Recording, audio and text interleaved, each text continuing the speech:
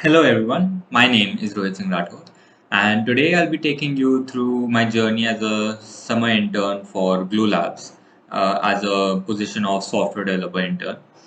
Let me take you through it. So I'll be talking about the company a little bit, then my training phase and the project that I was on, and then the general learning outcomes of this internship. Let's get started. About Blue Labs, Blue Labs is a 10-year-old startup and it was founded by Vishal Chandra, who is an IIT Delhi alumni.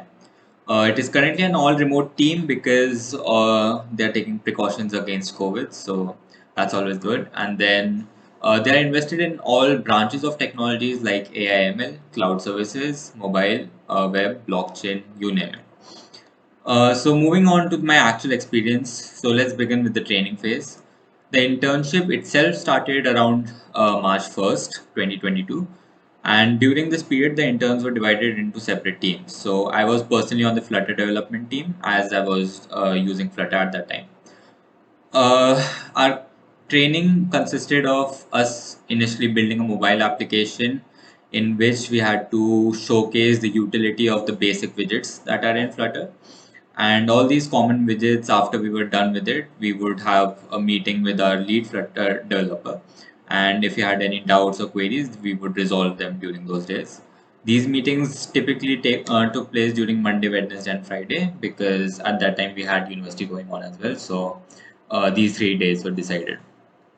Other than that, after around mid-May, after we were comfortable with using Flutter and the different widgets, we were given screens like you can see on my screen right now from Dribble. And these mini projects helped us get accustomed to breaking down real life projects into components. Because if you get into coding right away, you will realize later on that, oh, I could have broken down this into another component, and it saves you time. So yeah, it helped us get accustomed to that. And apart from that, we also got used to building special components which were custom made because Flutter does not have everything required for the UI. And during this time period, we were having daily meetings and our 8 hour long internship sessions because we were increasing our speed of coding, and also the daily meetings helped us maintain that speed. So after the training was done, around May 20 to June 30, we had our actual project, which was to build a clone of an existing industry application from scratch. So me and the other intern were assigned this task, and we were using tools like Git, Trello, Lucidchart, and Figma. I'll get down to what these tools do. So let's begin with the procedure. Usually when we are working on personal projects, we jump right into the code, but that's not how it takes place in an internship. The first thing that we had to do was to make a flow chart of our application using Lucidchart. Then we prepared the UI screens using Figma, and then each screen and which part of the flowchart it would be connected to was decided. After all of this was done, we had to break down the UI into features. For instance, if you have settings and you have different pages related to settings, that would count as an entire feature, right? And then afterwards, using Trello, we were able to assign these features to our team, and after assigning, we started working on it, and we had GitHub as a repository control. The code review at this point was being done on Monday, Wednesday, and Friday again.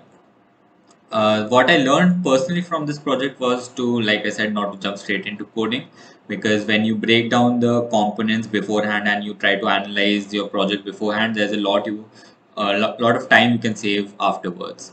Another thing was collaborating with teammates, because till that point I was more used to working individually.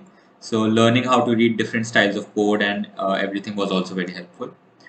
I also learned the importance of using tools like Trello, because assigning and dividing tasks is a huge help, and you can see whose task is whose, and you can. There's a responsibility that comes from being assigned a task. So the final thing obviously was getting a good grip on building great UI using Flutter. Now I'll talk about my general learning outcomes from the internship itself that is not technical related.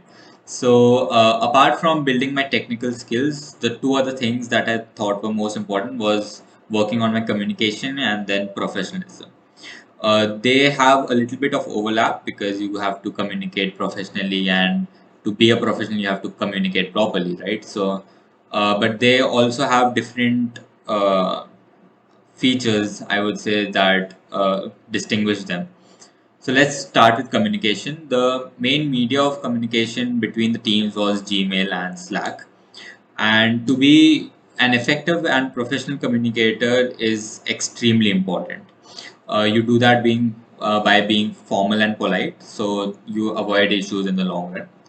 Apart from that, keeping your seniors and teammates and your bosses up to date with your progress or any roadblocks that you're running into is uh, really important because it avoids them, it keeps them in the loop, and then it helps avoid any problems later on. Also, being on the same page as your teammate during a project is extremely important because it helps reduce any redundancy, or you're not working on the same part of the code and you have the same vision for the project. And the most important thing is to be open to any feedback from your colleagues or seniors or even juniors even. So yeah, it's very important to take that feedback into account to grow as a professional. Another thing, let's talk about professionalism, is that it's not a very big thing, it's small things that make a big change. So, things like being punctual and clocking in on time and clocking out on time, and then addressing colleagues with respect. One thing that I learned is to call everyone by name and not sir, ma'am, or anything, because that's how the industry standard is.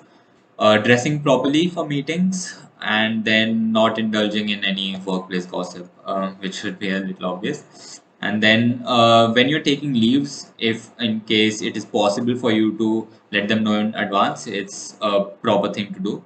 Sick leaves, obviously, you cannot predict, but when you have a predicted leave, try to tell your team and bosses in advance because that's a good gesture from your side. So now I'll come to my overall experience. Being with the Glue Labs was a great experience, honestly, because all my teammates and all my mentors were extremely supportive.